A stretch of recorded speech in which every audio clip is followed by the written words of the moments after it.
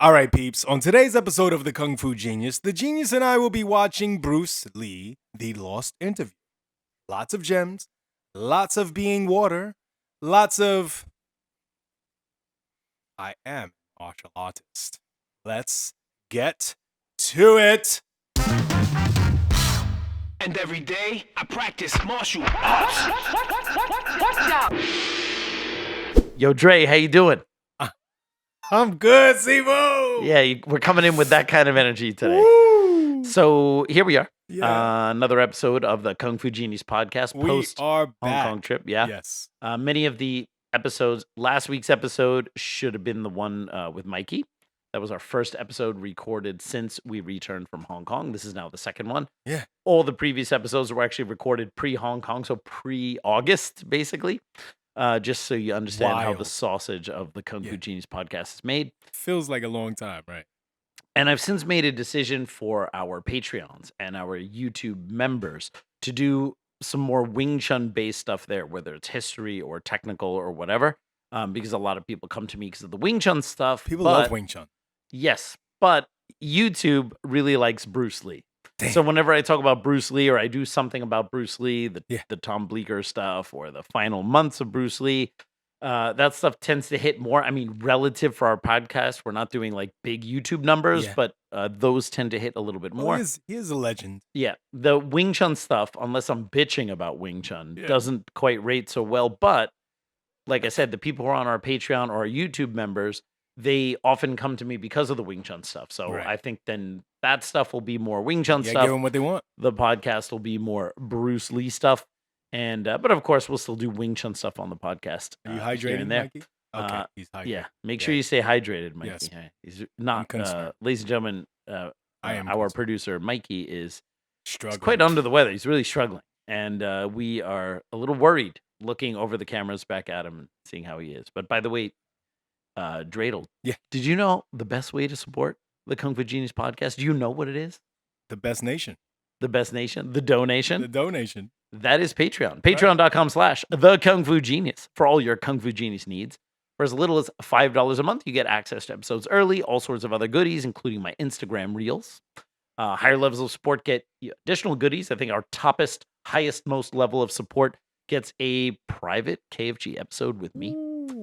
And all sorts of goodies. And for those of you who don't want to support us on Patreon, you can support us right here on YouTube. With YouTube memberships. I think at the $10, $9.99 level or above, you get special videos, special topic videos, like stuff on Wing Chun and history. And all sorts of I can say good shit.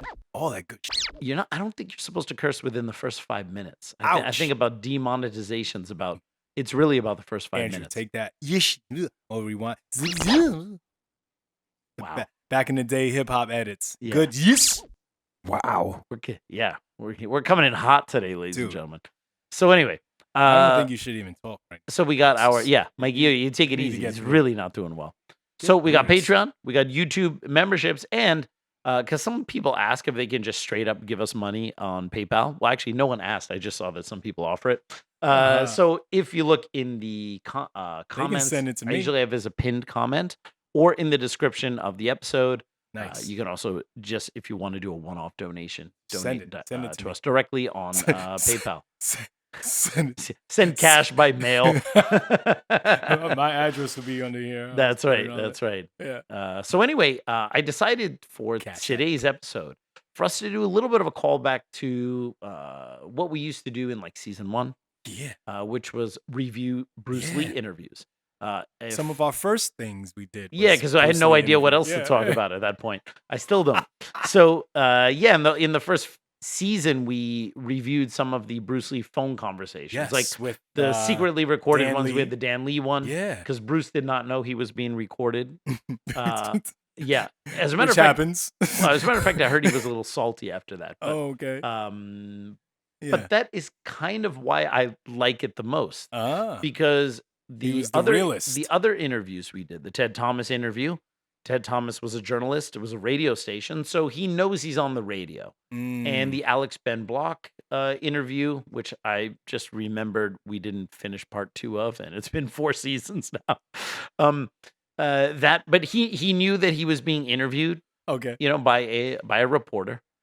And it's one thing when you're being interviewed, you're trying to be polished, and it's another thing when you're just talking on the phone with one of your boys. That's me all the time. And I'm always trying to be polished. and yeah, obviously, except when you're doing the podcast for whatever reason, you come as your most unpolished self here. All right, he's normally quite eloquent. I don't know what happens when we do the podcast. What's going on with that guy? But with the Dan Lee phone conversation, because Bruce didn't know he was being recorded, and he's having a conversation with a student who's also a close friend. Right. That's him, like, at his most unpolished. Like, that's kind of just raw. Bruce being I'm Bruce. gonna give it to you with no trivia. Raw like cocaine straight from Bolivia. Yes. We can say cocaine in the first 5 minutes, right? Yeah, but that would also be the perfect thing for Bruce Lee to rap to Dan Lee back in 72. Raw like cocaine straight from Bolivia. Yes. So that because you hear him kind of like talking about boxing and and calling Wong Jack Man a bullshit artist and all that kind of stuff in a way that he wouldn't say that in any published interview or recorded interview, right? But I realized today when I was thinking, okay, what are we going to do today for a topic?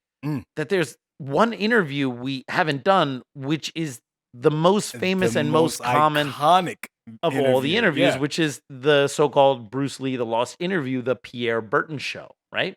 That's like the really the only video interview that there is with Bruce Lee that still exists today.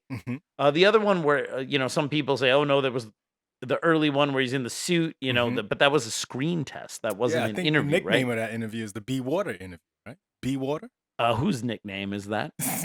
Who came up with that? For the noobs. Was it Mike? All right. I think you're just making shit up. No. So, because I'm like a hardcore Bruce Lee nerd from the old school, right? That. Yeah. For me, it's always been the Lost Interview because when that interview first came out in the 90s, they advertised it in like Black Belt and Inside Kung Fu magazine. You could buy it as a VHS, and it was a huge bombshell because it was an actual interview with Bruce Lee. You would be able to buy the interview? As a matter of fact, You have the magazine? Hold on. No. You have the interview? Yo. It's right there. Oh, right. D. Yes. Okay. All right. Yeah. Don't ever. You put that there on purpose, or it's I always put it been because there? I've had it up there for a while. No. I totally forgot that I had had this. this. Yeah, check it out. It's the VHS cassette. What in Check it the out. mackle? Yeah. That was a big deal. I had to order that. I had to in the magazine, you have to cut out the order form and then write in and send it in with a check. Yeah, that was it. And that's why it was called Bruce Lee, the Lost Interview. So for, OG Bruce Lee fans from back in the day, when that first came out, it came out as Bruce Lee, the Lost Interview, right? Nowadays, people might call it the Be Water Interview, but that's because they're a bunch of Johnny-come-latelys to Bruce Lee, right? Shipped to you from Calabasas, California. Yeah. Yes. So check that out. So there you go. That was it. And that was a huge, and I remember getting that in the mail and my hands were shaking because this was really in the, the internet was already up and it started at that point, but the internet's not like what we understand the internet to be today. No. Kids have it so easy. No, they have it so easy, right? Yeah. And so to be able to see footage of Bruce Lee that wasn't from one of the films that you have on VHS already, or maybe Bruce Lee, the Legend, a documentary, or maybe A&E had a documentary about Bruce Lee. So every once in a while, you'd be able to see something. Yeah. But then have something come in the mail, like a whole interview. I was like, oh my God. I remember having to go to a special bodega to get certain type of videos, and they give it to you in a light black plastic bag, and you just hide it. Yeah. But yeah. Yeah, totally. Internet, no. Change the game. Specialist videos. Yeah, specialist videos. Special videos. I'll take a short break to tell some of our listeners, those who don't live in the New York area, about something that when I start explaining it to you, you're going to know exactly what I'm talking about. And I know we've never had this conversation before. Okay. This is a bodega thing? Kind of. Kind of. So, smoke shop. Back in the day, you had VHS, you had VHS rental stores, right? Yeah. And then that the whole Times Square area, 7th Avenue or whatever, they used to be adult theaters back in the day, right? Way back in the day, okay? Right. But then by the time you get into the 90s, you have Disney video, came through. but you also have video stores. They sell adult videos. Yes. Okay? But you have to go like On 8th Ave. on 8th Ave, right? Yeah. On 8th Ave, right? They have that, right? It was one special one I remember. And they, and then, well, I just know that because like when I lived on 10th Avenue, I basically had to That's walk through there, right. and that area was starting to change already. Uh-huh. And then DVDs came, Mm. and then you can get DVDs, VCDs, and now you can start to get Wait, like kung fu. VCD? What's a VCD? VCD is like a cheap version of a DVD. And you can start to get like kung fu movies. Like you Okay. can watch Shaw Brothers. You didn't have to go all the way to Chinatown to get like a movie Ah. on DVD. But the problem was, and the reason why we know about this on 8th Avenue Yeah. is those stores sold either kung fu movies or porn. Yeah. And it was like those were the only two things they Right. sold. Yeah. And so if you wanted to go and get 36 chambers, you had to do this like walk of shame into this store, right? Just to go. And it was like, and all Yeah. that stuff was in the back. It Yeah, was like, okay, no, right. like, oh, you want that kung fu stuff? Yeah. You got to go in the back You for gotta that, go to right? a different And section. it was You gotta terrible. walk past the porn Yes. because yes. it was primarily porn. So It's you know, great. so yeah, I just figured Yeah. like you would know exactly what that was. It was kung fu movies and porn. That was like all those places had. So What? anyway, to The get good old like days. to get a new video, an interview of Bruce Lee was huge. And I remember when I watched it, I was like, oh my god, Mm. because you didn't hear him speaking that often in his own voice. If you watch the film, especially back in the day when we got on VHS, they were dubbed in English. And the only time you could really hear his voice, like his voice, Yeah. was in Enter the Dragon, Okay. which was easy to get because shows like The Green Hornet, they were not always in syndication or they weren't always being shown. So it's not like now you can find some place that streams all that stuff. They weren't right? like Batman. No. Batman was super syndicated. Yeah, although but Yeah. they would be I remember there would be stretches of years where you didn't have Batman on TV or you couldn't like they'd be like a couple of years you didn't find it. It wasn't there. Remember, it was coming on every night almost. Yeah, Yeah. I remember that too, but then there would be a period where it wouldn't come on at all, right? Okay. And so being able to see stuff regularly with Bruce Lee was very, very difficult. So when I got this Wow. interview, I watched it and I was like, oh, and you get to hear how cool he is. You were So a teenager. yes. So this is kind of for me, this is the opposite of the Dan Lee phone conversation, right? Mm. This is Bruce like kind of hamming it up a little bit for the camera. Yeah. And it's also him at his kind of most polished. But he still is cool enough to show some like kind of bits of vulnerability Mhm. and bits of humanity where he's not just totally like doing the Bruce Lee show, right? So anyway, let's listen to it. Good stuff. All right. So All here right. we go. Have you heard the whole thing before? I don't remember. I Or have you can't only recall. heard like the clips they put in documentaries, the whole Be Water, I, my I friend? want to say yes. I've heard the whole thing, but I can't recall. Okay, so let's listen. This is the Pierre Burton Show. Bruce Lee, Mandarin Superstar, production 1892, recording December 9th, 1971, in Hong Kong. Wow, November or September 12th. Interesting. One thing I want to say is that Pierre Burton, for people who don't know, was a TV show, I guess, host. Very for- famous. Yeah, Pierre That Burton was a name is ringing- Canadian yeah. show. All right. And so I think it's a bit like he was a bit like a Larry King, like an early Yeah. version of a Larry King.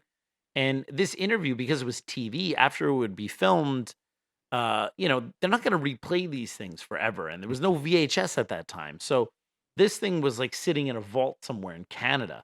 And I believe it was through the efforts of John Little that Okay. that Shout out to John. shout out to John Yeah. that I believe it was because of his efforts that the We Lost have this interview was able to be Found released, right? interview. So yeah, so it's just a little bit of a background on that. And this is gonna sound kind of funny, because I've seen this interview so many times. Uh. I can, if I wanted to, I could Recite it. I could word for recite it word. as it goes along. Wow. I only know that. But one thing I want one you part. and our Yeah. audience to pay attention to Alrighty. is compare the size of Pierre Burton's head with Bruce Lee's head. All right. Okay. Anyway, so let's get started. Are you a Wing Chun instructor that needs some extra guidance in your own training? My private online Wing Chun training offers a multitude of benefits for instructors. Here are some of those benefits. 1, access to expert guidance, namely Me, with my experience teaching instructors from all over the world, I can create a program just for you, whether it's the details of the advanced Wing Chun, something more fundamental, or just to help you create a program for your own students. 2, flexible learning. The training can be worked around your schedule and what's most convenient for you. I don't charge extra if you bring a training partner to do the lesson with you, so bring that partner and you can get more benefit, and I can teach the two of you how to train together.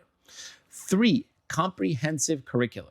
Whether you want to teach in a more traditional way or you want to upgrade your material to a more modern style, I can help you create the perfect program for your students and for yourself. And 4, personalized coaching. This program will be exactly what you're interested in without any fluff or blah, blah, blah to run things out. We get right to it, and I want you to be happy with the improvements to your training and to the curriculum. Don't miss out on these incredible benefits. Enroll in online Wing Chun private training with me and take your Wing Chun skills to the next level. Use the code KFG online to get a 15% discount on monthly subscriptions for either 2 or 4 lessons a month. Use the link in the description below. Don't forget to use the code KFG online to get that 15% discount on the subscription of your choice as soon as possible. And I will see you online. The Bruce Lee, the Lost interview. But it's the Pierre Burton show. You'll hear the beginning here. Bruce Lee faces a real dilemma. He's on the verge of stardom in the United States with a projected TV series on the horizon, but he's just achieved superstardom as a film actor here in Hong Kong. So what does he choose, the East or the West? It's the kind of problem most budding movie actors would welcome. It's the Pierre Burton Show, the program that comes to you from the major capitals of the world. This is By the way, on this part here, there's a. I know you can't see the screen from there, but maybe let me turn this a little bit here so you can see. Mm-hmm. There's a shot of Victoria Harbor in Hong Kong, and what you'll notice is that obviously there's not nearly as many tall buildings as there are now. So like since 19, I think what is this in 71? Not only there have been so many skyscrapers built in that time, but the harbor itself has also gotten smaller because as Hong Kong was contained, it could not expand into China because it wasn't part of China. As the population grew in Hong Kong, they had to build what was called reclaimed land. So basically, they just built the islands out bigger and put more dirt and made it bigger. So if you look at a map of like Kowloon, like Tsim Sha Tsui there at the pier, from the 70s compared to today, it's now much fatter because they've actually like padded it out. And so as someone who goes to Hong Kong quite regularly, when I look at this here, I go, wow, look how far apart Kowloon and Hong Kong used to be. Yeah. Because it's actually gotten shorter. Like because of the artificial reclaimed land. Yeah, artificial land. All right, so let's continue. edition comes to you from Hong Kong. And Pierre's guest is the man who taught karate, judo, and Chinese boxing to James Garner, Steve McQueen, Lee Marvin, and James Coburn. First of all, back then, I know it's weird. It was like taught karate, right? Karate at that point was basically just a euphemism for any Asian martial arts. Oh, right. So it was like, what type of karate do you do? I do judo. What type of karate do you do? I do kung fu, right? Yeah. So it's not just that they, mistook karate for kung fu. Like that's actually how it was used. Chinese boxing. That was Yeah. the nickname of Wing Chun. No. Or Chinese just- boxing was for all Chinese martial arts. I see. Because the Westerners, namely the Brits, didn't know how else to describe what they were doing. So they had I boxing see. and then they just called it Chinese It's boxing. always the Brits. Right. It's always the Brits, right? You can see Bruce here in on the screen right before they go on air, and you can see him. He's gonna laugh, and I always kind of wanted to know what the joke was, Yeah. right? So check this out. The newest Mandarin superstar, known in the West for his appearances in Batman, The Green Hornet, Ironside, and Longstreet. His name is Bruce Lee, and he doesn't even speak Mandarin. And here's Pierre. So, yeah. It's So I as if figured he it's- heard. well, and now that I watch it, it's actually been a while. I realized, that he heard what the announcer said, right? Oh, okay. For whatever reason, in my recollection, I thought that was like a separate thing from what he said, but I realized obviously it's timed perfectly to the right. to what the host said. Well, how can you play in Mandarin movies if you don't even speak Mandarin? How do you do that? Well, first of all, I speak only Cantonese. Yeah. So, I mean, there is quite a difference as far as pronunciation and things like that go. So somebody else's voice is used, right? So look right there. Look at the size of Pierre Burton's head and compared to Bruce What Lee. in the world? Yeah, no, What is he no. I mean, working with it's over there? it is it is absolutely ridiculous. How does he balance? Yeah, I don't know. How does There's he- gravitational how does he problems eat when Pierre food? Burton lays How down. does he eat food? So, He can't- the head but anyway, doesn't fall it's really off. cool. You hear Bruce Lee say that he only speaks Cantonese, right? Supposedly, towards the end, he was learning a little bit of Mandarin. The joke was always, well, is it because of Betty Ting Pei? Because Betty Ting Pei was from Taiwan, where they spoke Mandarin, but Betty also spoke Cantonese. Yeah. So, yeah. yeah, because that was a question for me many, many years ago. Like, what language did they speak? And then I heard Betty at that time when she spoke Cantonese, because she was in an interview shortly after Bruce Lee passed away, and her Cantonese was very Choppy? poor, and it was very poor Uh-huh. actually. Like it was choppy, it was very Mandarinized. And now because she's lived in Hong Kong since then, so now her Cantonese is quite good. God. But back then, so I can only imagine like, wow, Bruce must have really been into her because he would have to like otherwise suffer through the way she spoke Cantonese. All right. For you? Definitely. You just make the words. Doesn't that sound strange when you go to the movies, especially in Hong Kong, in your own town, and you see yourself with somebody else's voice? Well, not really, you see, because most of the Mandarin picture done here are dubbed anyway. Yeah, so this is an important point because they shot those films without sound, like the Shaw Brothers movies, those Golden Harvest movies, and they dubbed them anyway afterwards. So a couple interesting things about that. One, they dubbed them into Mandarin, even though they're made in Hong Kong, which they ostensibly should be in Cantonese. But the reason why they were dubbed in Mandarin is because Market. there was no market really in mainland China at that time, because mainland China being heavily communist at that time, I think Mao was still alive at that time, or maybe I don't know if Deng Xiaoping already took over. Maybe Okay. that they're not importing anything because they don't consume that part of Western culture or Eastern. They're not going to consume that stuff because it could be anti-communist. So the question was, well, who then is the main market for these films? Well, Hong Kong is just one single country. So it would be very expensive, really, to make films just for there.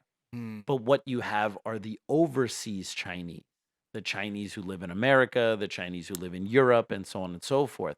So I believe, in my opinion, it was because they found that Mandarin might have been better for the majority of the Chinese outside, although I don't actually think that's the case, because if you think about the Chinese that came to America, even in the times of building the railroads, I mean, they were primarily Cantonese. And most Chinatowns, if not all of them, are founded by Cantonese Chinese. So I always thought it was a question I always had. I always thought it was a little weird, but apparently Run Run Shaw thought that Mandarin was a little bit more universally accepted, more elegant, sounded better. Right. So they would dub those films into Mandarin, and even when they showed them in Hong Kong, they were in Mandarin with Chinese subtitles. So that means they didn't even consume really Cantonese they were predicting films. the future in some way. Like just like it's going to be flipping over to Mandarin. Maybe, yeah. Now you did have smaller movie productions, Cantonese movie productions that did shoot in Cantonese, like the Wong Fei Hung movies. But most, like the Shaw films, were all dubbed in Mandarin. Golden Harvest was the same. Wow. They dubbed anyway. Anyway, I mean, disregard. I mean, they shoot without sound. So it doesn't, make any difference. Your lips never quite make the right words, do they? Well, that's where the difficulty lies, you see. I mean, in order to, because the Cantonese have a different way of saying things, different from the Mandarin. Yeah. So I have to find like something similar to that and keep a kind of a feeling going behind that. Something that matching the Mandarin deal. Like the Does old it sound silent. Pretty cool, huh? How he talks about, like, because he knows the film is going to be dubbed in Mandarin, So he tries to kind of like Mandarinize his way of expressing Chinese, because Cantonese is expressively different than Mandarin, but also there a lot of Cantonese phrases are not used in Mandarin. So I think he wants them to match somewhat. Yeah. Sometimes they can, but sometimes it's a little bit of a stretch. But one thing I have to remark is just how cool Bruce Lee was. I mean, think about it. He didn't grow up in the States, He's just but like, here whatever. he is. Like he's so like it's weird, but he's almost he's like equal parts Hong Kong Chinese with the Chinese accent, an American, like a Californian. He still has a little bit of the British English intonation, even though he had been in the States. Right. Right. And he's got that a little bit of hippie. And it's like and he's got almost equal parts all of it, and it just makes him like the way he talks is so cool. Like the old silent days. But I gather in the movies made here, the dialogue is pretty stilted anyway. Yeah, I agree with you. I mean, see, to me, a motion picture is motion. Yeah. I mean, you got to keep the dialogue down to the minimum. Did you go? Which is a very funny thing to say, right? Which you know what's so funny? It's like, this is also why we love Bruce. This is also why we love Bruce. Because he got it. So, did you look at many Mandarin movies before you started playing in the first one? Yes. What did you think of them when you saw them? Look at that face. Quality-wise, I mean, I have to admit that it's not quite up to the standard. So there's a little bit of a backstory behind this. So when he was being propositioned by Raymond Chow, so before he made Big Boss, he wanted to see like what was the best fist fighting like film at that time. Okay. And I think or martial arts film. And I don't know if they showed him the one-armed swordsman, like as a martial arts film, or if it was the one-armed boxer, was with Jimmy Wang Yu. Because I'm famously not a Jimmy Wang Yu fan, so I don't know if that came out before. But let's say one-armed boxer came out and like Bruce saw it and he was like, I think we can do much better. beginning the rivalry between Bruce Lee and Jimmy Wang Yu, right?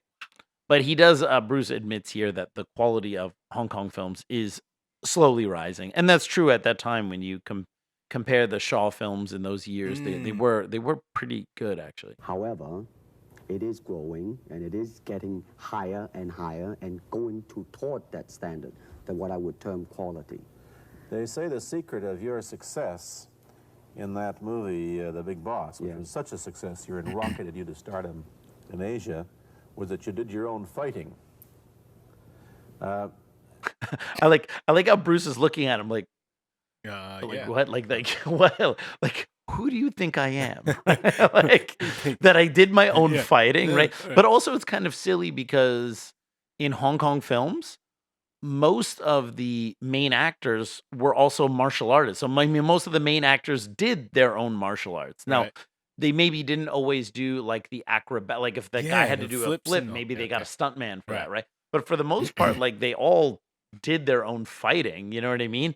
So it's like for Bruce, it's kind of like he's looking at him like, what are you talking about? Right. As an expert in the various martial arts in China, what did you think of the fighting that you saw in the movies that you studied before you became This is interesting. We're going to hear Bruce's opinion on what he thought of those films. Became a star.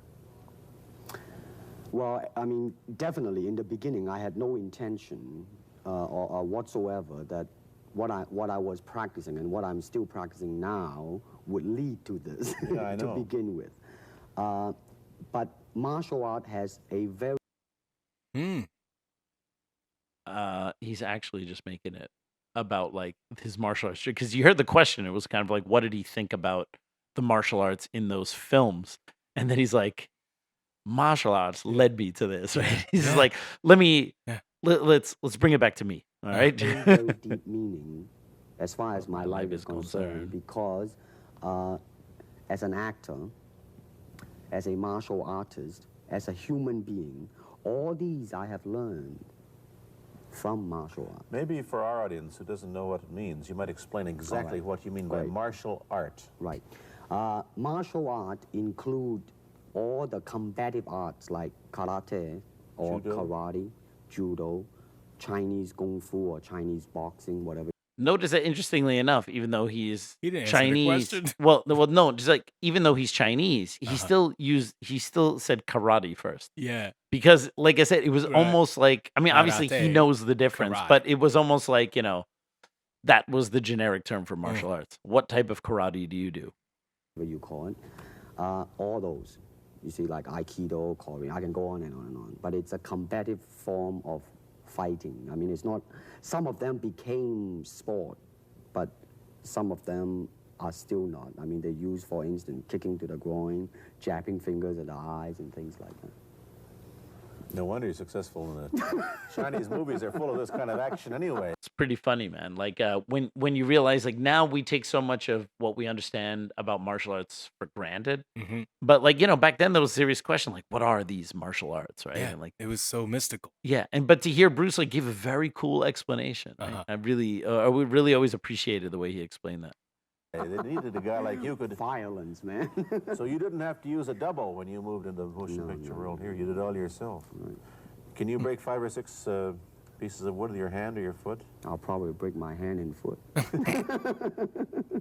That's a great answer. That whole kind of like Yeah. like the fake humility bit. I mean, he's being humble, but Yeah. also still like that always goes off well, right? Yeah. That is, ladies and gentlemen, the reason why Bruce Lee is well loved and Steven Seagal is hated. Oh, Because no. Steven Seagal is He would've incapable. answered it Well, differently. he's incapable I could of break making that 10. kind of self-deprecating I joke, could right? break 15 at one time. Yeah, exactly. Yeah. Your Steven Seagal is quite breathy. But you're right. But you see, the thing is, like, people wonder, like, why does one person endure and the other person doesn't? Mm. This is Bruce M.F. and Lee, and got asked the board-breaking question, which everyone who's done martial arts for any amount of time eventually gets asked at least once in their life, right? Yeah. And he was like, "I'll probably break my hand and foot." Right, How right, cool right, and smooth right. is that, right? Probably break my Yeah. hand and foot. Meanwhile, watch any interview with Seagal and just compare. All right? All right, let's continue. But tell me a little bit. You set up a school in Hollywood, didn't you, for people like Yes. James Garner and Steve McQueen and the others? Yes. Why would they want to learn Chinese martial art? Because of a movie role? Not really. I mean, most of them, you see, to me, at least the way that when I teach it, all type of knowledge ultimately means self-knowledge. Mm-hmm. So therefore, they're coming in to, and ask me to teach them not so much of how to defend themselves or how to do somebody in, rather, they want to learn to express themselves through some movement, be it anger, be it determination, or whatsoever. So in other words, what I'm saying, therefore, is that he is paying me to show him, in combative form, the art of expressing the human body. Which is act. So cool, huh? So, Oh, yeah. yeah. But, I mean, that's him. That's a very polished If I could Bruce tell Lee. that to all my intro students. Yeah. You know what I'm saying? Like, yeah. That's a very polished Bruce Lee, because we all know that the reason why he was teaching those movie stars because he needed the money. I mean, like, let's be fair here, right? He Right. needed the money. Yeah. He needed the connections. He was trying to get into the movie industry himself, right? So, I mean, and that's not a knock on Bruce Lee at all, but it's right. like, yeah, I mean, which version of the story would you rather hear, right? Yeah. He gives you the version you want to hear. Acting, in a sense, isn't it? Well, Wait, Or what was a that question? Useful tool for an actor to have. It's- though. Oh, he said, well, that's like acting, is it? Which is like, it just shows you what I don't know.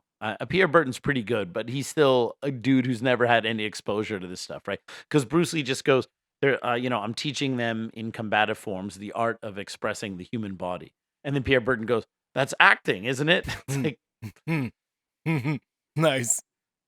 no. Yeah. Well, unless what you're Unless you- expressing about yourself is another character. Like, I'm like, I don't know. Yeah. Dopey. I mean, it might sound too philosophical, but it's unacting, acting, or acting, unacting. If you... You've lost me. I have, right? So what I'm saying, actually, you see, I mean, it's a combination of both. I mean, here it is the natural instinct, and here is control. You are to combine the two in harmony, not if you have one to the extreme, you will be very unscientific. If you have another to the extreme, you become all of a sudden a mechanical man, no longer a human being. So it is a successful combination of both. So therefore, it is not only, so therefore it's not pure naturalness or unnaturalness. The ideal is unnatural naturalness or natural unnaturalness.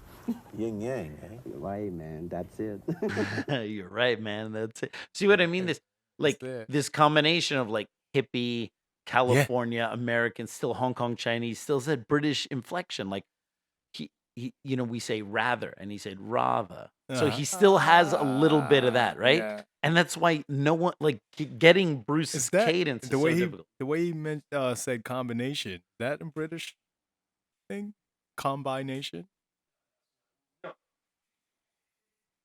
Combination. No, I was just making sure. Yeah, absolutely not. No one says How do you that. say combination? Combination. He's really not looking well, man. Sorry. Yeah, I know, Mikey. You need a rag? Yeah. All that sweat? I'm fine. All right, let's Fine. continue. Yeah, one of your students, James Coburn, played in a movie called Our Man Flint, in which he used karate. Is that what he learned from you? He learned it after. Oh, he went. Yeah. Yes. For the record, I actually love Our Man Flint, if you've ever seen it. I have seen Our Man Flint. Have you seen Our Man Flint? I have not. It's a Bond. It's like a Bond parody, isn't it? Yeah, it's kind of a bit of a rip-off, you know what I mean? It's a little bit kind of... What? Yeah, it's Our Man fantastic. Flint. Our Man Flint. Yeah. Okay. Yeah. Definitely check it out. With James we Coburn. will see James it. Coburn. We must see it. But It's a I must remember see. he does some martial arts in it, but apparently that was before he started learning from Bruce Lee. After he played in Our Man Right, Flint. right. You see, actually, I do not teach, karate because I do not believe in styles anymore. I do not believe that there is such thing as like Chinese way of fighting or the Japanese way of fighting or whatever way of fighting, because unless human beings have 3 arms and 4 legs, we will have a different form of fighting. But basically, we have only 2 hands and 2 feet.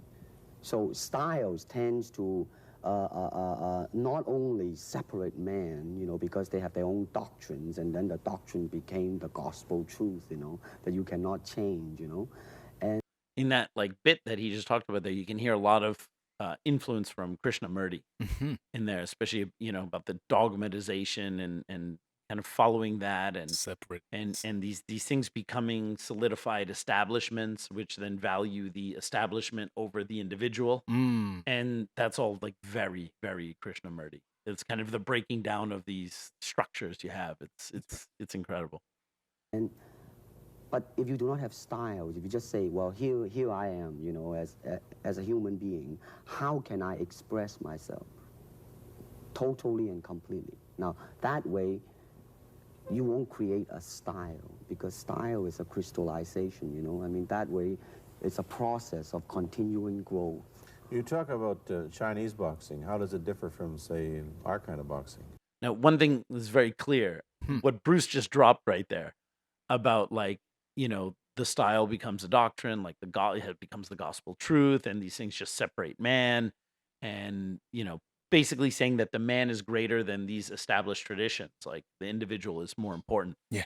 But and he says these things, it's a crystallization and da da da da, and that is so, I think, so over the head of Pierre Burton, because you have to kind of understand how martial arts schools run, how martial arts are taught, the vibe of people who do martial arts, how kind of they have a religiosity about the style they do, and their opinions about other martial arts styles, and these biases and everything that are created because of the shirt or the uniform they decided to put on, right? And if you don't do martial arts, even a lot of people who do martial arts don't see it. But if you don't do martial arts, you have no chance to see it. So like Pierre Burton was like, oh, and his next question's like, so how is Chinese boxing different from our way of boxing? Right? Like he has this question. We use the feet. That's and a then start. we use the elbow. And Use the thumb. you name it, man. We Use it all. You have to. By the way, did you hear Bruce Lee said the elbow? All right. Oh yeah. There are some jokers in original Jeet Kune Do who claim that there are no elbow strikes in JKD. Well, then Bruce seemingly just endorsed something he doesn't do. You see, because, I mean, that is the expression of the human body. I mean, everything. I mean, you know, not just the hand. And when you're talking about combat, well, I mean, if it is a sport, now you're talking about something else. You have regulations, you have rules. But when you're talking about fighting as it is, rules. with no rules. Not real fighting. Well, then, baby, you better train every part of your body. And when you do punch, now I'm leaning forward a little bit, hoping not to hurt any camera angle. I mean, you gotta put the whole hip into it and snap it and get all your energy. Look at Dre getting up and getting excited about this. That's the part, like, where, because in the interview, remember seeing that for the first time. It's like he gets up and he does something. You're just like, oh, that's my part. I love that part is so great, right? You snap it. Yes, it's so cool. It's so amazing, right? Absolutely amazing. Just this kind of to hear like the definition of martial arts by Bruce Lee. It's just pretty dope. And make this into a weapon. I don't want to tangle you in any dark that right now. You came at me pretty fast there. What is the difference between... The funny thing is the thin line between parody and reality. Like, if this were a comedy skit, and let's say whoever's doing Bruce Lee was saying something silly for comedy's sake, the host could almost be exactly the same. Yeah. And he's like, whoa, you came at me pretty fast there. It's like, that is like almost how a parody of like the kind of very square white host asking silly questions would be, right? He is the parody, Chinese boxing, and what we see these young men doing at 8 o'clock every morning on the rooftops in the parks called shadow boxing, which they're always... Well, actually... Talking about Tai Chi. You can almost see Dave Chappelle playing that character. Yeah, that's right. This thing called shadow boxing. You see, that is part of Chinese boxing. Yes. There are so many schools. Everybody here seems to be, going like this all the time. Well, that's good. I'm very glad. I'm very glad to see that, because at least somebody is caring for their own body, right? Yeah. I mean, that's a good sign. Well, it's a kind of a slow form of exercise, which is called Tai Chi Chun. I'm speaking Mandarin just now. Yeah. Cantonese, Tai Chi Kun. Okay? Yeah, see the difference between how you say Tai Chi in Mandarin, which is like Tai Chi. I never heard that. Yeah. But it's funny because Bruce's Mandarin, where he says like Tai Chi Chuan, is actually pretty poor. Like you can kind of tell he doesn't even attempt. I can't tell. He doesn't even attempt the tones. Okay. And the pronunciation is very American. Like his Mandarin sounds like an American trying to speak Mandarin, right? Okay. Tai Chi Chuan. Yeah, exactly, right? So if when we did the final month's episodes, I think there was a note in there about him doing some Mandarin or learning some Mandarin or something like that. So, but certainly that would be before this time, because that would get a I wonder failing if grade he was in learning India. it from Betty.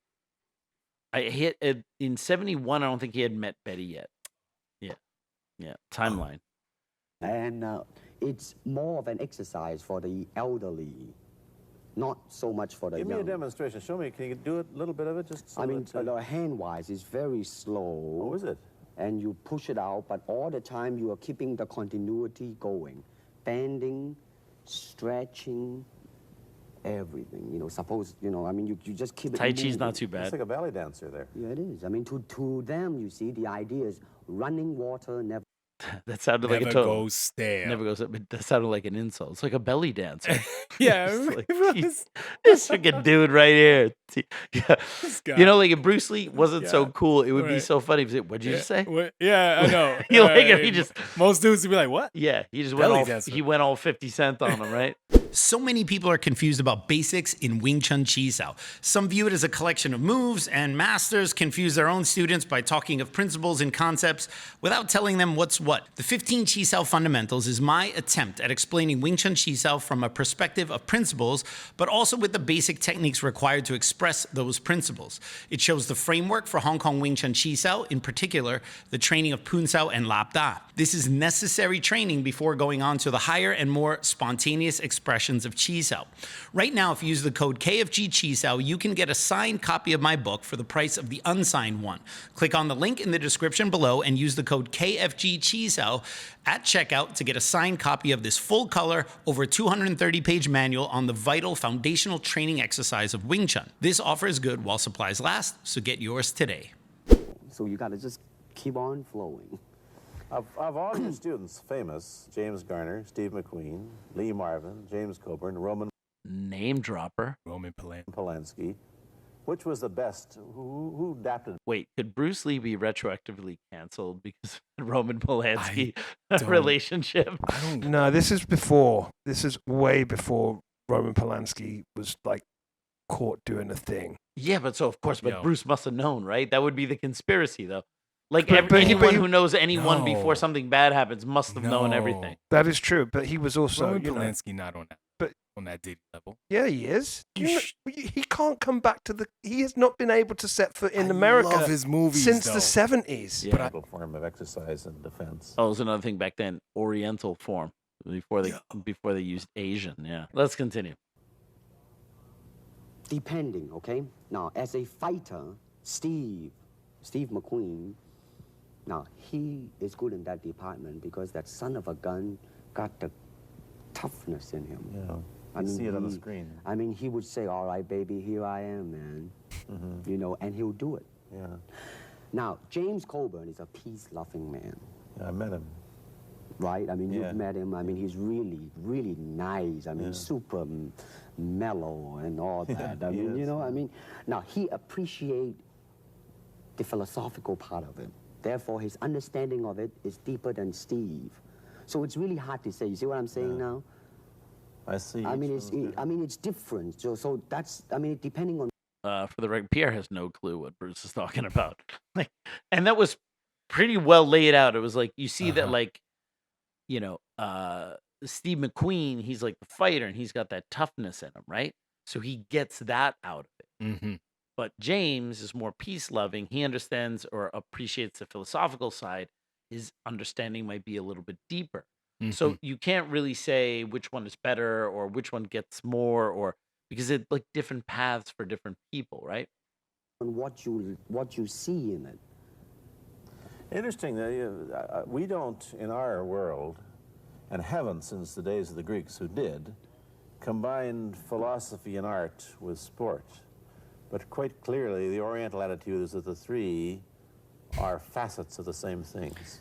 Man, listen, you see, really, to me, okay, to me, Here it comes. ultimately, martial art means honestly expressing yourself. Now, it is very difficult to do. I mean, it is easy for me to put on a show and be cocky and be flooded with a cocky feeling and then feel like pretty cool and all that.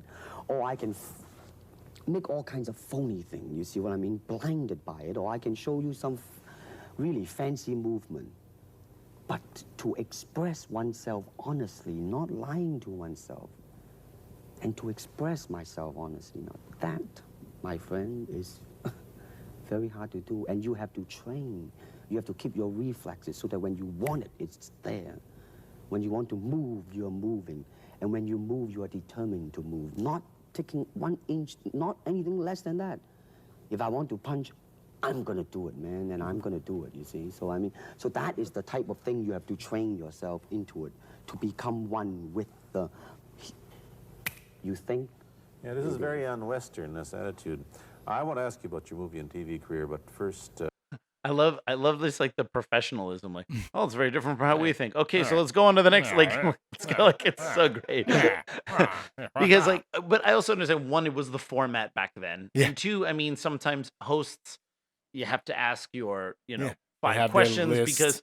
because you know there's going to be a commercial break here, so you have to get this and this, and then you have to break for commercial, and like it's very canned. But I think this is one of the reasons why I appreciate certain podcasts, because you can now get people you want to hear getting interviewed, but like they're having a conversation.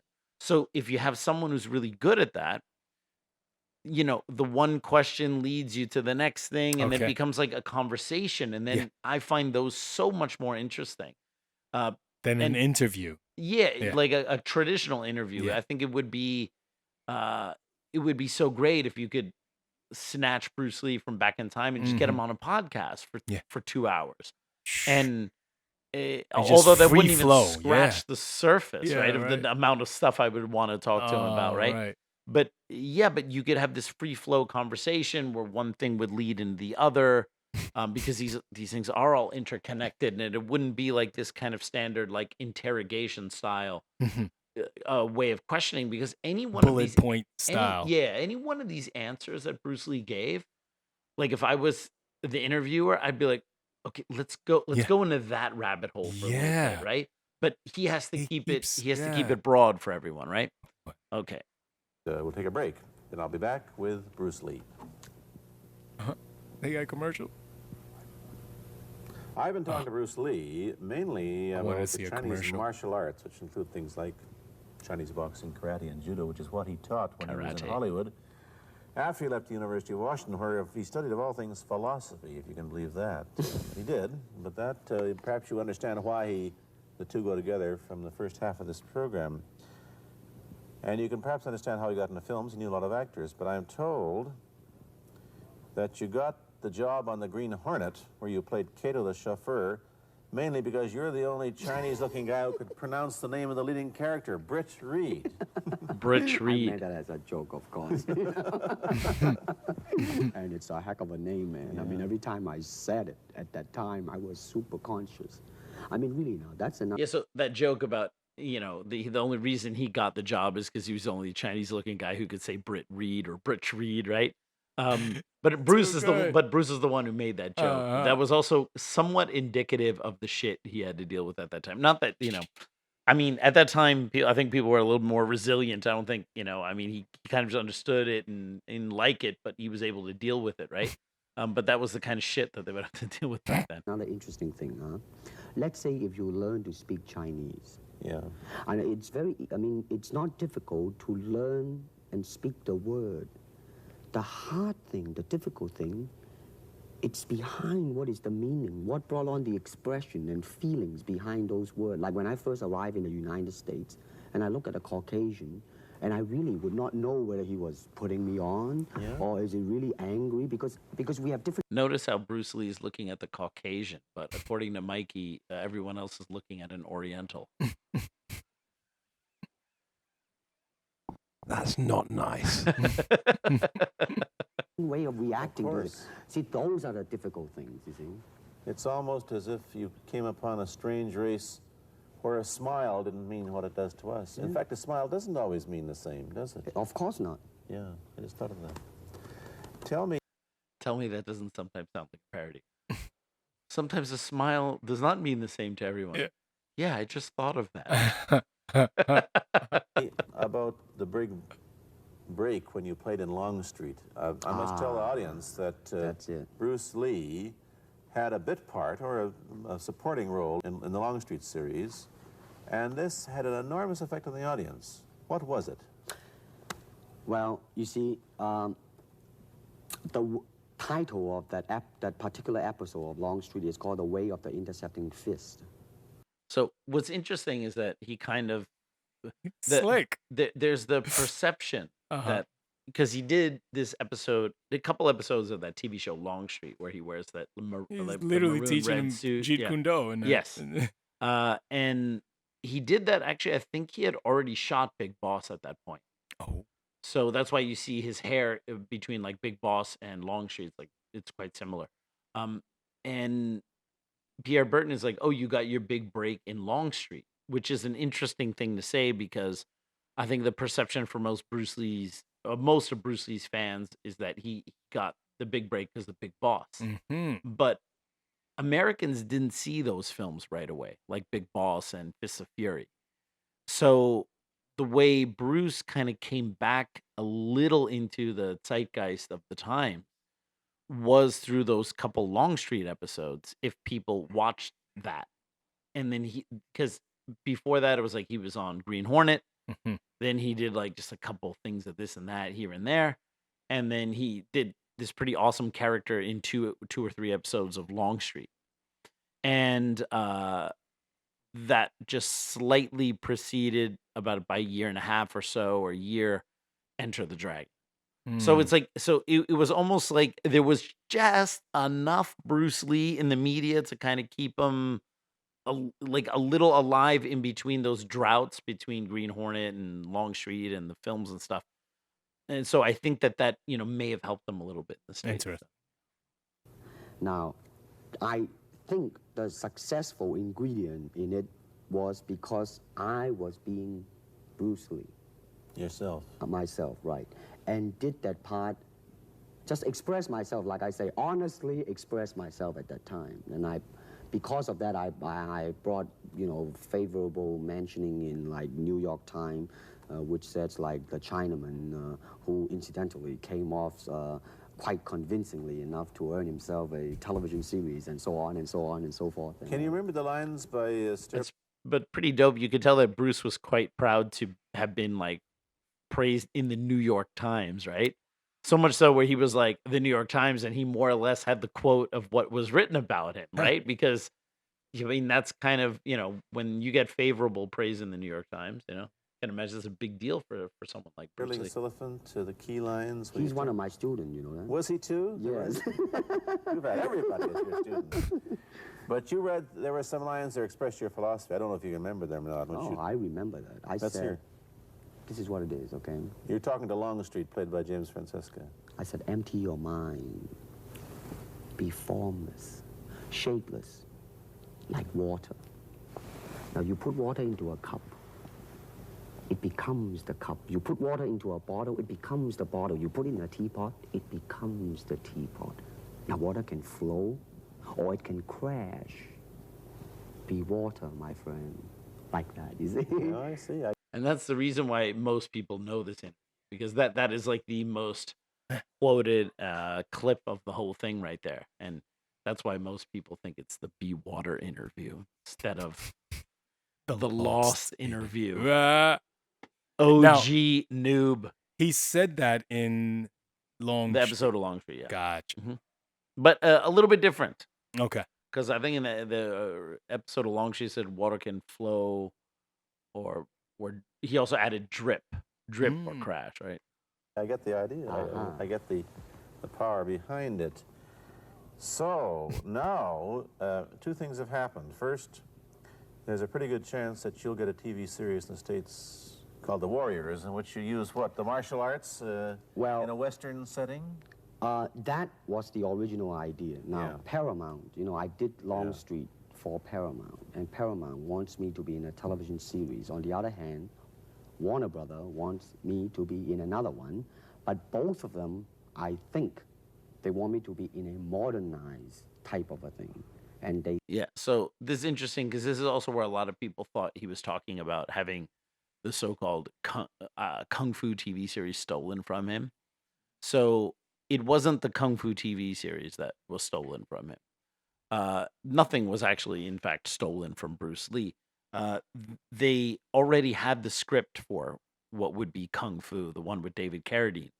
And they had a number of actors that they wanted to audition. And Bruce Lee was just one of them.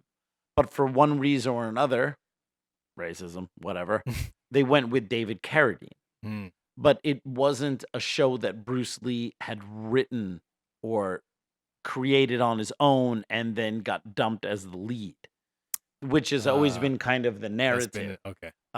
Because he had this other TV show called Warrior, which is what they then eventually did produce on, show Cinemax or whatever, or who was it?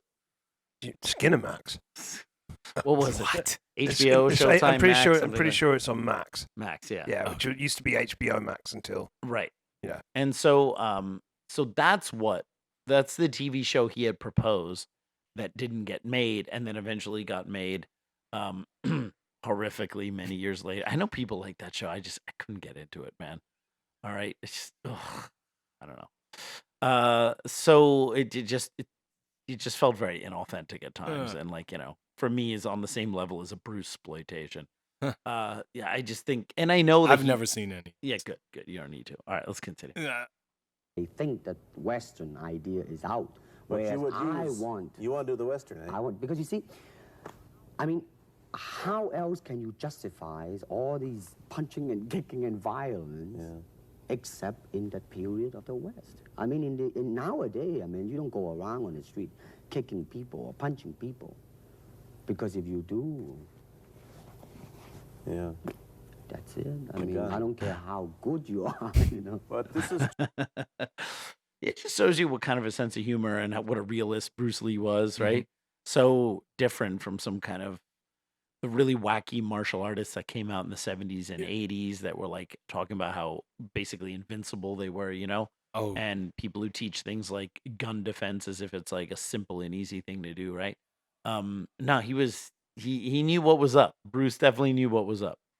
true also of the Chinese dramas, which are mainly costume dramas. And they're all full of blood and gore over here. Oh, you mean here? Yeah. Well, unfortunately, you see, I hope that the picture I am in would either explain why the violence was done, whether right or wrong or whatnot. But unfortunately, pictures, most of them here, are done. Now you're going to see what I think is the most mensch moment of Bruce Lee's life on camera. Okay? I'll tell you what happens before. He's going to talk about the violence. He's going to feign stabbing himself, and his mic is going to drop. All right? And in the most self-deprecating, this is Bruce Lee. In the most self-deprecating ways, he goes to pick up his mic. You can hear him say, "I am a martial artist." Like he's making fun of the fact, like there he is, and then as a goofball, he lost his mic, and he goes, "I am a martial artist," right? And that just shows you like all these clowns that take themselves so seriously. I can't. And think here's of any Bruce right Lee now, but making a joke about himself, and it's Bruce Lee. Okay, watch. Mainly just for the sake of violence, you know what I mean? Like, you know, fighting for 30 minutes, get stabbed 50 times. And But I'm fascinated. Let me give you your microphone back. I'm fascinated that you came back. I am a martial artist. You came back to Hong Kong. We're on the verge of. Isn't that great? I tell you, it's so many people don't hear him say that, and every time I hear him say that, I go, "Oh my god, dude, how cool is he?"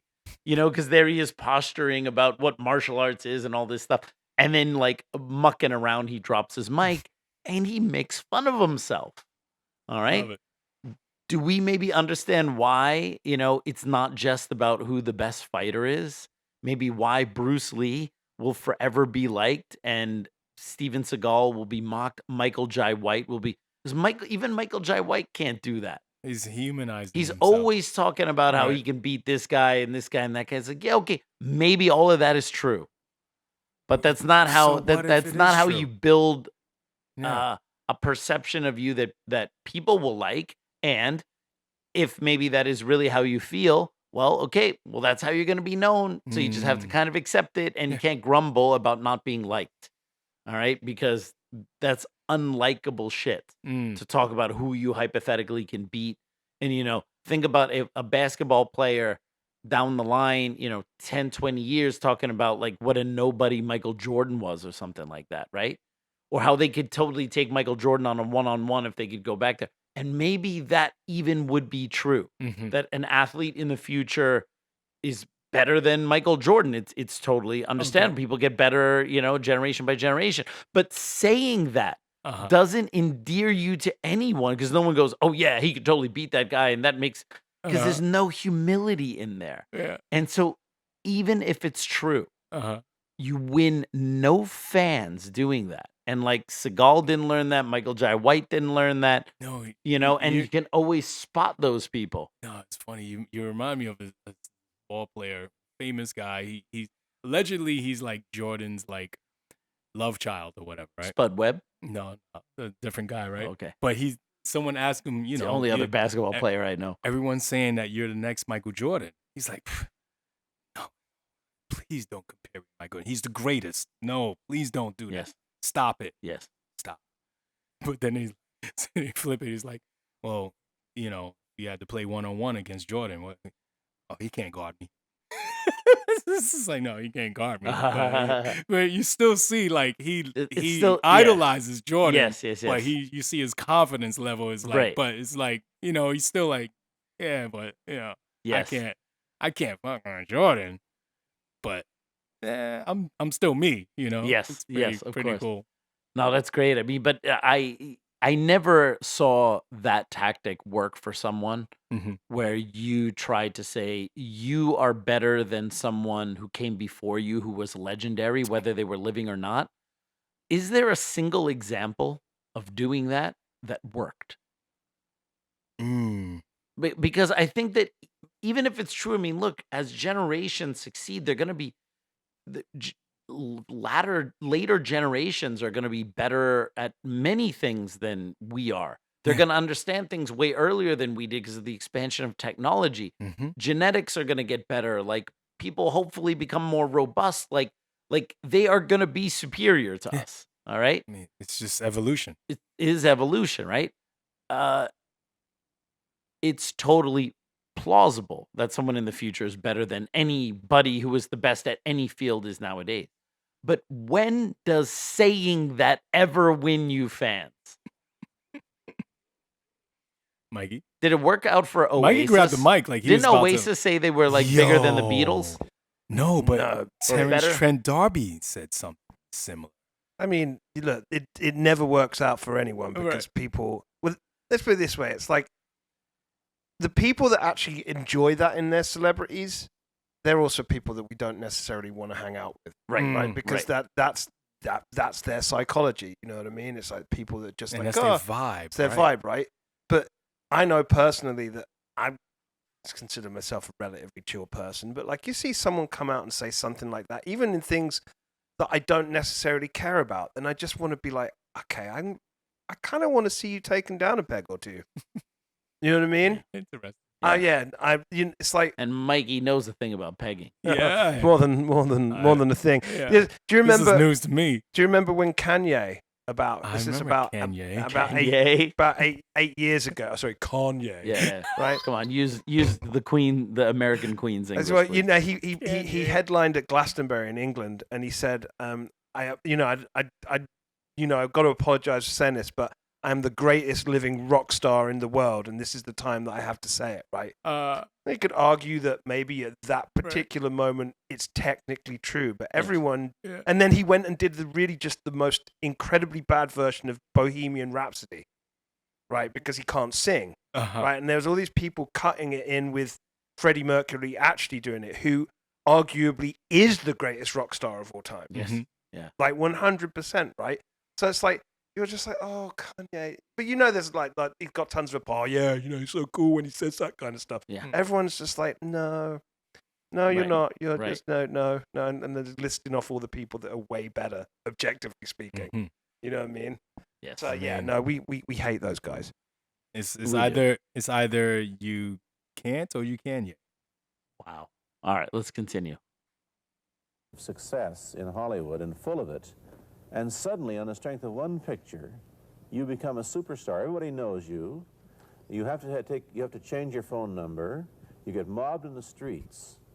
Now what are you going to do? Are you going to be able to live in both worlds? Are you going to be a superstar here or one in the States or both? Well, let me say this. First of all, the word superstar really turned me off, and I'll tell you why. Because the word star, man, is an illusion. It's something what the public calls you. You should look upon oneself as an actor, man. I mean, you would be very pleased if somebody say, hey, man, you are a super actor. It is much better than, superstar. Yeah, Therefore, but you've got to admit that you are a superstar. You're not going to, if you're going to give me the truth. I'm honestly saying this, okay? Yes, I have been very successful. Yeah. Okay? But I think the word star I do not look upon myself as a star. It's when I rewatch this and I always just have this feeling like, man, it's just such a shame he's not around. It would because obviously we know that some things were going a little south in his life towards the end of his life, but like in that alternate universe, he's clean, everything is great, doesn't have any of the health stuff. It's just, let's say, the positive stuff we would expect from Bruce Lee. All right. We can literally have 10 episodes of like What could have been? hypotheticals Yeah. if Bruce Lee was still here. Yeah, let's look at the best version of Mhm. Bruce Lee that we could have possibly gotten. Okay? Okay. So not a Bruce Lee that started to like churn out shit films and burn out, and the typical Hollywood course of you go to the top, you're celebrated, and then you're torn down, right? Okay, let's just say he did a couple other big banger movies, Yeah. and then he decided like to stop and to become a producer. Mm. Or he decided to do Director. something behind the scenes, Yeah. or he changed it, or he went back to just teaching He just martial pivoted. arts, or he became some real estate magnate or whatever, and had all this money, and then he could just teach martial arts Like a because Sade. yes, like he could just teach martial arts because he enjoyed it, not because he had to financially. He Okay. didn't have to make movies. He was still always kind of famous, and he would never get entangled in any kind of controversies. Or like, just imagine this best version of Bruce Lee Okay. that we could have had, right? Man, just imagine the kind of stuff you'd be able to talk to him about. You know what I mean? It would be incredible. But yeah, it's so every time I hear him talk, I was just like, it's weird. Like I just miss what could have been to have seen a couple more movies, to see him finish Game of Death. About both of them. Him and Brandon. Yeah, but Brandon, don't Yeah. even get me started on Brandon, Oh. man. We You know, got to do an episode on Brandon. How about that? you know what? That's actually I don't kind- think we have you know what's touched. actually it's kind of weird because I You have a soft spot for Brandon. I do, and I really like Brandon Lee, Yeah. and I've only seen The Crow once in my life, Oh, and it was in the movie It's theater when it gut-wrenching. came Well, out. in that case, we're Yeah. going to have to watch it again. No, I I can't. say we watch the can't new watch- one. No, we have no. I can't watch it again. How dare you? No, wait. Did you What'd just he- hear what he what'd he just said? What did you say? He What'd he said. say? He said, "I say we watch the new one." What? Why not? But how Look at his face. how dare you? Look at his How face. Attention, Hey. Kung Fu Genius listeners, we are looking for a new co-host. Yeah. How effing dare you? You should leave this house right now Yeah, and surrender your That keys. reaction. Yeah, and Have just- That passport. reaction. Yeah. Your flight risk, you're Did a you see taste it? risk at this point. Yeah. Jesus. Mike, did you see his hand go like, Yeah. yeah? You know what? I could almost handle his connection to Diddy, but him liking the new Crow remake. Yeah, come on, dude. I mean, They're come just- on. They're didn't just say they're I liked lines, it. sir. Yeah, I didn't say They're I liked lines it. we do Yeah, not cross. I Yeah, just they're- said we they're- should you- watch it for education. Why are you lowering the tone? How dare you? All right, let's continue. I really don't. I mean, believe me, man, Yeah. when I say it. I mean, I'm not saying it because Well, what are you going to do? Let's get back to the question. Okay. Are you going to stay in Hong Kong and be famous? Or are you going to go to the United States and be famous? Or are you going to try and eat your cake and have it too? I am going to do both because, you see, I have already made up my mind that in the United States, I think something about the Oriental, the true Oriental should be shown. Hollywood sure as heck hasn't. You better believe it, man. I mean, it's always that pigtail and bouncing around, chop, with the eyes slant and all that. And I think that's very, very out of Is it date. true that you were the first job you had was being cast as Charlie Chan's number one Yeah, boy? number one son, yeah. No, They never made the movie. No. They were gonna make it into like a new Chinese James Bond type of a thing. I see. Now that, the old man Chan is dead, Charlie is dead, and his son Oh, is... You know, it's interesting when we did the final months of Bruce Lee, Right. one of the in those final weeks or days or whatever, there was discussion about Bruce Lee being in The Man with the Golden Gun, playing Lieutenant Hip, which was the actor who played it was a Korean actor. But I just rewatched The Man with the Golden Gun, and it's kind of a small role. It's not like a huge role, Mhm. but man, it just would have been so cool to see Yeah. Bruce Lee in that role. Yeah, because Uh. they go to Hong Kong. It's kind of wild. Oh, I see. Carrying on. But they didn't do that.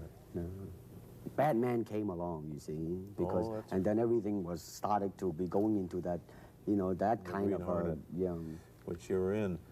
But is I it mean, by the way, I did a really terrible job in that, I have to say. really? You didn't like yourself in Green Hornet. I didn't see it. Let me ask That's you, so however, great. about So which uh, terrible job in what? but he's saying he didn't do a good job when he was Kato, Okay. and I think part of it was was his first role, but he was also quite encumbered by the scripts that he got. He was like they only did one season, but he was I mean, he was already fighting to get more lines on the show because they were kind of keeping him as like the stereotypical manservant. And, Bruce was obviously, I think he was the only reason felt people watch that show. constricted. And they were kind of choking him off because of, the perceptions of Asians on TV at that time, right? But he always felt that he did a bad job on It would have been cool to see him as that villain. which The villain. Bond villain, right? No, Lieutenant Hip was Lieutenant not- Hip was a Bond villain. No. He was a guy who like kind a- of helps out James Bond. Ah, okay. Well, Problems that you face as a Chinese hero in an American series. Have people come up in the industry and said, well, we don't know how the audience are going to take a non-American? Well, such question has been raised. In fact, it is being discussed, and that is why the Warrior is not going to be on. I see. You see, because unfortunately, such thing. Don't worry, Bruce. In like 40-something years, your daughter will do something with it. Does exist in this world, you see, like, I don't know, certain part of the country, right? Where, like, they think that business-wise, it's a risk. And I don't blame them, I mean, in the same way, it's like in Hong Kong, if a foreigner come and became a star, if I were the man with the money, I probably would have my own worry of whether or not the acceptance would be there. But that's all right, because if you honestly express yourself, it doesn't matter, see? Because Are you, how about the other side of the coin? Is it possible that you're fairly hip? Again, always sounding like a parody. I mean, you're fairly hip. you're fairly hip. You're fairly Americanized. Are you too Western for Oriental audiences, do you think? Oh man, like, how? I have been criticized for that. You have, eh? Oh, I would yes, think so. definitely. Yeah, and that's actually true. There were a lot of perceptions. I don't know how much of that was open in the tabloids, but there were perceptions about him being like very Americanized, and that's the reason why he was cocky because the America had choked out the good Chinese ethics out of Bruce Lee, and here he is with a white wife and all this kind of stuff, and like there was a little bit of perception that he was like just coming back to Hong Kong to kind of like with the vibe of an American to do what he wanted and then leave and go back. And like there was a little bit of that, especially, it's like after the love affair, the initial love affair is over. Well, let me say this. When I do the Chinese film, I'll try my best not to be as American as I, have been adjusted to for the last 12 years in the States. But when I go back to the States, it seems to be the other way around. You know what I mean? Too exotic, eh? Yeah, man. I mean, they're trying to get me to do too many things that are really for the sake of being exotic. You understand what I'm trying to say? Oh, sure. So interesting thing is that he didn't actually agree with Pierre Burton on that, because Pierre Burton was like, so for America, are you too exotic? And what he actually said is they want me to do things for the sake of being exotic. So he wasn't saying like, I mean, yes, he was quote too Chinese, I suppose, that they weren't going to give him roles. But Bruce's answer is actually on something else about how they are kind of trying to put him into these weird stereotypical roles that are actually far more extreme, right? So it's really, I mean, it's when you live in both worlds, it brings us problems as well as advantages, and you've got both. Time to go to a commercial. I'll be back in a moment with Bruce Lee. It's weird to hear someone say, I'll be back in a moment with Bruce Lee, and think that at the time of Bruce Lee's death, he had Johnny Carson booked. And so we got robbed of so many more of these kind of moments. Like closer to Bruce Lee than we are. Yeah. Let me ask you, Yeah. Well, I don't get that close to you. The change in attitude on the part of the Nixon administration towards China has helped your chances of starring in an American TV series. Well, first of all, this happened before that. Yeah. But I do think that things of Chinese will be quite interesting for the next few years. I mean, not that I'm politically, inclining toward anything. No, I understand what I'm that. I'm saying? just wondering. But I mean, once the opening of China, that it will bring more understanding. Yeah. More things that are, like different, and maybe in the contrast of Things are different, like our iPhones are made there. comparison, some new thing might grow. So therefore, it's a very rich period to be in. Like if I were born, let's say, 40 years ago. Yeah. If I have a thought in my mind, I said, boy, I'm gonna star in a movie or star in a television series in America. Well, that might be a vague dream, but I think right now, maybe, man. You still think of yourself Chinese, or do you ever think of yourself as Oh, here we go. This is like the final mic drop. This is the Chappelle mic drop. North American? You know what I want to think of myself? As a human being. Because, I don't want to sound like, as Confucius say, but under the sky, under the heaven, man, there is but one family. It just so happened, man, that people are different. That's a direct Okay, quote we gotta from go. Confucius, Thank you, by Bruce the Lee, way. for coming here. Thank you for Pierre. watching. Thank you. Especially with the, it just happens that some of us are different, man. Like that's a direct Confucius quote. Okay. Isn't that crazy, right? Wow. And it's so great. It's so cookie cutter. It's like, okay, well, we're done. Thank you. Okay. And Yeah. the American version of Mikey Deane. And on that sexy bombshell. Nice. So yeah, hey man, this was Wow. a lot of fun. What do you think? Is that We, was that had you seen the whole thing all the way through? That was my first time seeing the whole thing. I've seen You've seen other the clips. parts. Yeah, you've seen Yeah. the clips that Right. like the casuals. have Yeah. seen, right. Yeah. Yeah. So what did you think of the whole thing? Love it. It's great, Love huh? it. It's fascinating because, that happened. Yeah, It- it it- did it happen. was, I hope so. like, I hope this is literally- not a hallucination. Yeah, no, it happened. It was filmed. It was out there for some time, and then I'm sitting here. I'm just like, Yeah. But think of all the other opportunities like that we were robbed of, the other shows. Can you imagine Bruce Lee, stays alive, like lives out the normal length of his life, or it should be, and like does Letterman in the 80s? Can you imagine that? Would be so cool, right? wow. Would be amazing. Yeah, Kidding. so I'm glad that we finally had a chance to do this. Yeah. This was definitely a lot of fun. Unfortunately, I think this is starting to end our ability to do Bruce Lee interviews. I don't know how many are left after this. I think Well, we have to finish Alex part Ben two. Block. Yeah. And now it's been like 4 years since we did those. Why not? And Maybe we most of can- our new subscribers don't listen to our old stuff. So we could just do it again and no one Okay. will notice. Yeah. I might have different takes 4 years later. So There you go. who knows? Who knows? No, well, you said they won't notice, except you literally just said that we're going to do it again. Therefore, We can always cut this out. don't cut this out. Cut it in post. Yeah. So that was a lot of fun. And that's all I got to say about that. All right, everyone. Well, I hope you enjoyed this episode of the Kung Fu Genius. As always, don't forget to subscribe to the Kung Fu Genius. Hit that bell for notifications. Support us on YouTube memberships or on Patreon. And as always, I'll see you guys next time. Word is I'm a kung fu genius. Technique speaks for me, not lineage. Forget Jet Li, cause I'm the one. Many call me seafood, but to you I'm sea gung. And I produce masters. You surpassed us. Your kung fu stiffer than corpse and caskets. City Wing Chun is the house I built. Violate the gate and your blood gets spilt. Alex, Richter, always the victor. Dude's puking his brains out. It's coming out of How both many ends. times did you puke before I got Yeah. here? He's got Chinese beef with broccoli coming in and out of his asshole. I think Mikey's in a rush because he's so sick. Did you know how you could support the Kung Fu Genius Patriot? Wait. Patriots? Yeah, Patriots. Never grow stale. Oh, hold on. Pause that for a moment.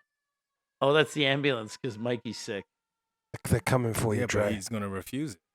You really don't look good. All right? I'm Uh, going to have to we lend gotta you fi- another pair of my underwear.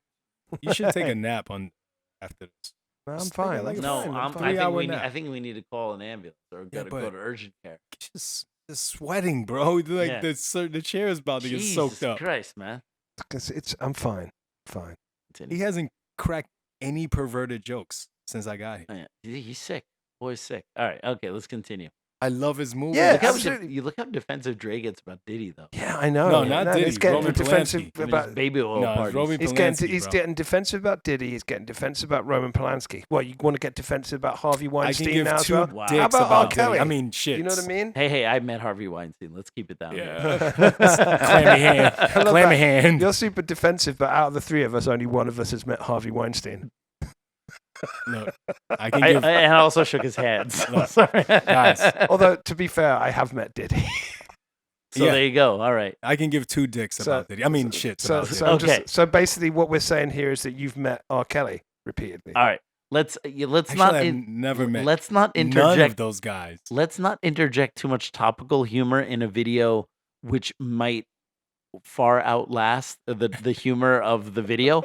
Like 10 years from now, people would be interested in this interview, but they're gonna have to hear Hey. Diddy jokes. No. All right. Let's not. Okay. Let's just stop. Angie, actually, you should probably just cut that out We just- because for that exact reason, it's gonna age very poorly. Yeah. Maybe put it in some outtakes. All right, peeps. On today's episode of the Kung Fu Genius, the genius and I will be watching the Bruce Lee Lost interview. What? For the emphasis. What's wrong with the emphasis? No giggles. All right, peeps. On today's episode of the Kung Fu Genius, the genius and I will be watching the Bruce Lee Lost interview. The Bruce Lee Lost the interview. Bruce Lee, the Lost interview. It's not Bruce Lee Lost the interview. Be water, my friend.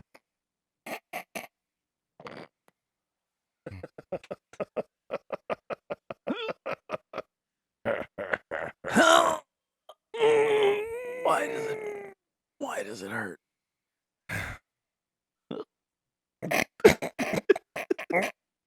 All right, peeps. On today's episode of the Kung Fu Genius, the genius and I will be watching Bruce Lee, the Lost interview. Lots of gems, lots of being water, bee water, lots of bee water. That's bean water. you know, bean water with bees in it. Oh, they said bean water. Bean water. Gross. My Bruce Lee is terrible. Your Bruce Lee is English. My Bruce Lee is British. He's a British Bruce Lee. British Bruce Lee.